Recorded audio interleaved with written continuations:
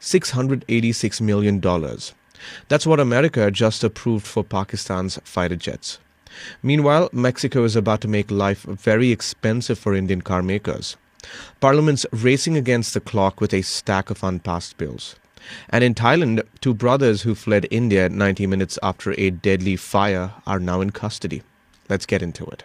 Good morning. Welcome to Top of the Morning by Mint. I'm your host, Nelson John. This is your smart daily briefing on what matters. We cut through the noise so you start your day informed and ahead. It's Friday, December 12th. Let's get started.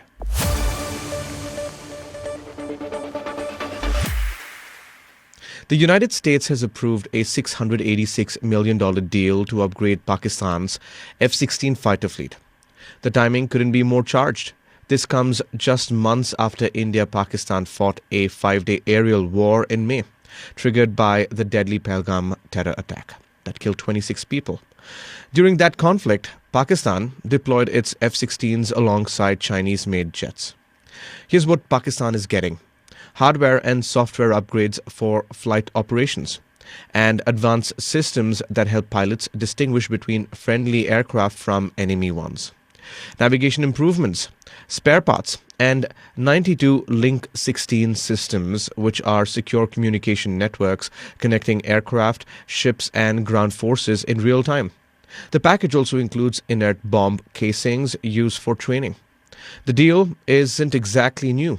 It's part of a 2022 maintenance agreement designed to keep Pakistan's 70 to 80 F-16s operational until 2040.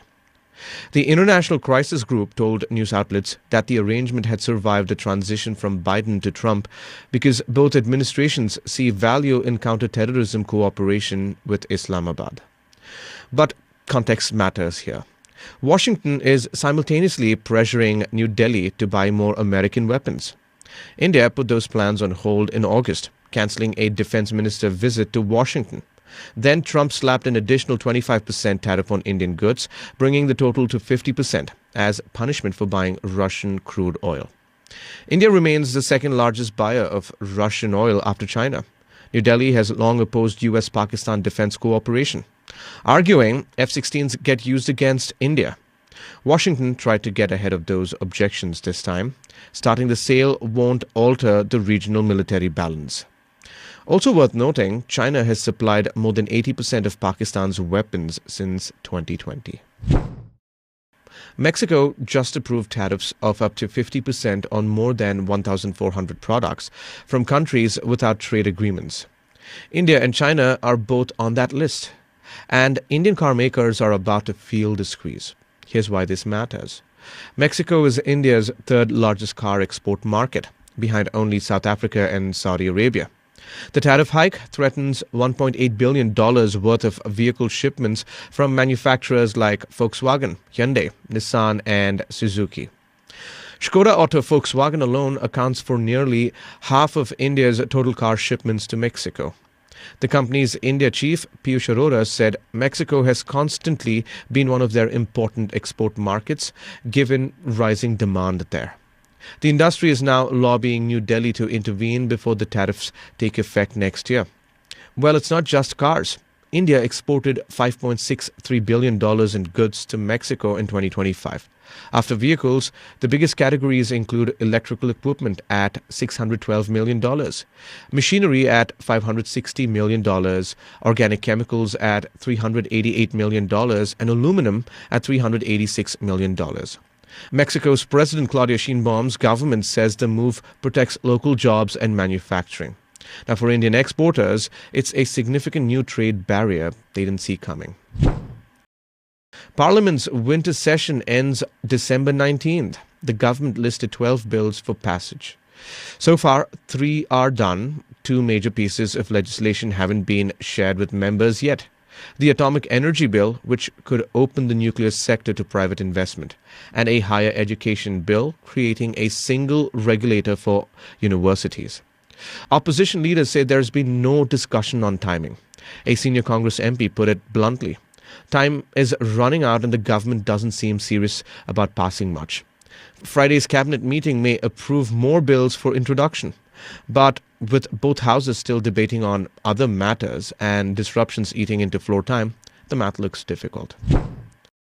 Prime Minister Modi and President Trump spoke by phone on Thursday.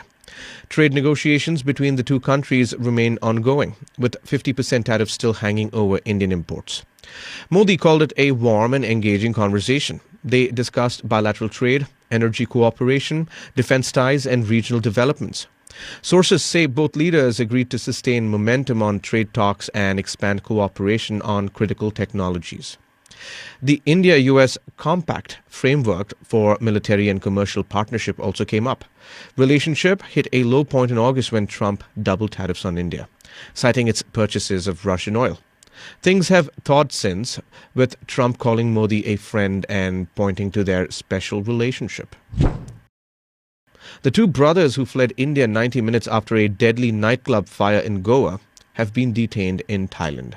Saurabh and Gaurav Luthra, Delhi-based entrepreneurs who owned Bridge by Romeo Lane, booked tickets to Phuket at 1:17 a.m. on Sunday. The fire had killed 25 people just hours earlier. They flew out at 5:30 a.m. A lookout notice came 24 hours late. Goa Chief Minister Pramod Sawant confirmed Thai police picked them up Thursday morning from a hotel. A joint team will bring them back to face charges of culpable homicide. Their lawyers claim they went to Thailand to set up a restaurant.